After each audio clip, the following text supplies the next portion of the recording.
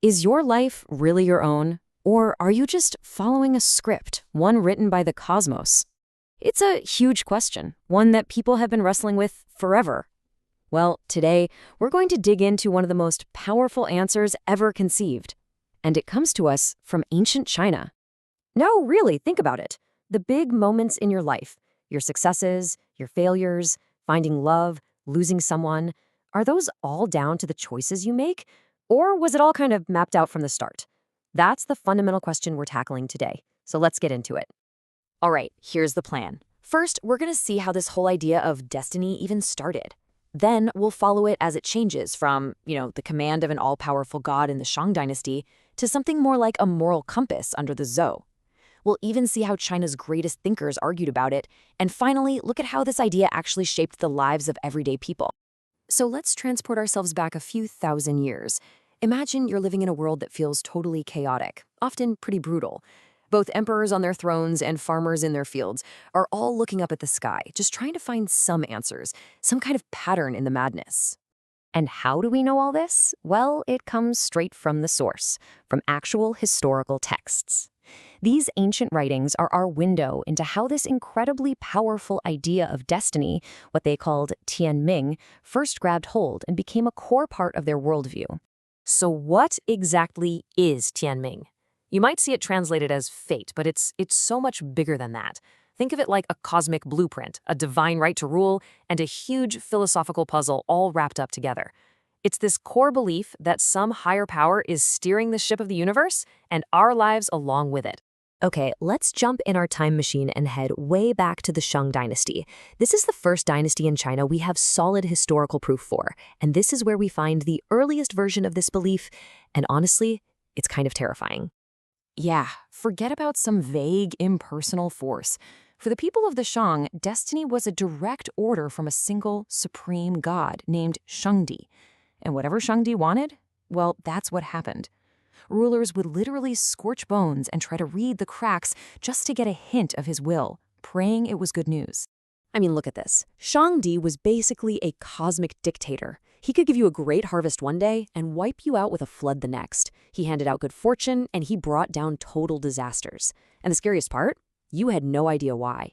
His will was a complete mystery, and his power was absolute.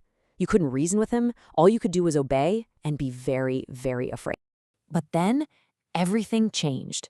Around 1046 BCE, a new power, the Zhou dynasty, takes over. And they don't just bring new armies, they bring a totally revolutionary idea that will reshape China completely. They take this idea of destiny and they transform it from the random whim of a moody god into a moral principle. And this right here just lays it all out. The Zhou basically swapped out the personal, unpredictable Shangdi for Tian, which we translate as heaven. Now, heaven wasn't a person. It was this vast, impartial force. But here's the key. It was a moral force. Suddenly, destiny wasn't random anymore. For the very first time, it was connected to how people behaved, especially how virtuous the ruler was. And this is the famous mandate of heaven. The Zhao leaders basically said, look, heaven gave us the right to rule because the last Shang king was a corrupt, terrible guy. I mean, talk about a brilliant political move. It instantly justified their takeover and set up a brand new rule for anyone who wanted power. You don't just take it, you have to earn it by being a good, moral leader. And it all works in a cycle, which you can see laid out here. The logic is so simple but so powerful. So, step 1, a new dynasty gets the go-ahead from heaven, the mandate. Step 2, they have to rule well, with virtue, what's called duh. But, step 3, if they get lazy and corrupt, heaven starts sending warning signs, floods, famines, earthquakes. And if they still don't get the message, step 4, the mandate is taken away, and that opens the door for someone new to come in and start the cycle all over again. Now, you'd think everyone would just accept this new idea, right? No way. This more complicated view of destiny kicked off a massive, fiery debate that lasted for centuries. It happened during this incredible period called the 100 Schools of Thought, where everyone was arguing about, everything. So in one corner, you've got the heavyweight champion, Confucius. He was pretty much on board with the idea of a preset destiny. For him, the point wasn't to fight your fate. It was to be the best person you could be, to work on your moral character and do your duty, whatever hand heaven dealt you. But then, in the other corner, you have Mosey, and he comes out swinging against the whole idea. He basically said that all this talk about destiny is just a cop-out. It makes people lazy. His logic was simple. If you think you're fated to be poor, why would you even bother working hard? For Mosey, it was crystal clear. What happens to you is a direct result of how hard you work. End of story. And if that wasn't enough, you had the really hardcore fatalists, like this guy, Wang Chong, who came a bit later. He took it to a whole other level. He argued that destiny was just a cold, hard fact of life, like gravity. And it didn't just decide if you'd be rich or poor. It decided how long you'd live, your social status, everything. For him, the script was already written, from beginning to end. So the big takeaway here is that there was no easy answer. You had people accepting it, people completely rejecting it, and people who doubled down on it. And these weren't just random opinions. These were some of the greatest minds of the era, locked in this huge, passionate debate. How much control do we really have over our own lives? Okay, so we've got all these philosophers arguing back and forth. But what about the real world? Which of these ideas actually stuck with regular people, and how did it change their lives? Well, it turns out the idea of destiny, in one form or another, became super popular. And it makes sense when you think about it. It provided answers. It explained why terrible things happen to good people. It gave a reason for the massive inequality you saw everywhere, why one person is born a prince and another a peasant. In a confusing, unpredictable world, it gave people a framework, a sense of order. And here's the really clever part. It worked for everyone, from the top down and the bottom up.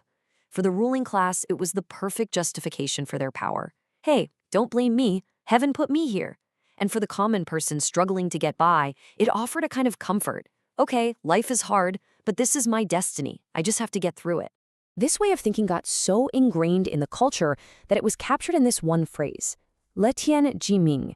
It basically means be happy with heaven's plan and know your place in it. It's this idea of finding peace, not by changing your circumstances, but by accepting them. And as the historical texts show us, this became a really powerful way for people to cope. It encouraged this mindset of looking at your life and, instead of comparing yourself to the person above you, comparing yourself to the person below you. Things are tough, but they could be worse. It created this really resilient, stoic attitude that honestly helped keep society stable, even when things were incredibly unfair. And that brings us all the way back to today. This one idea, the mandate of heaven, went from being a political tool for emperors to a personal survival guide for millions, and it literally shaped a civilization. Which leaves us with one last thing to think about.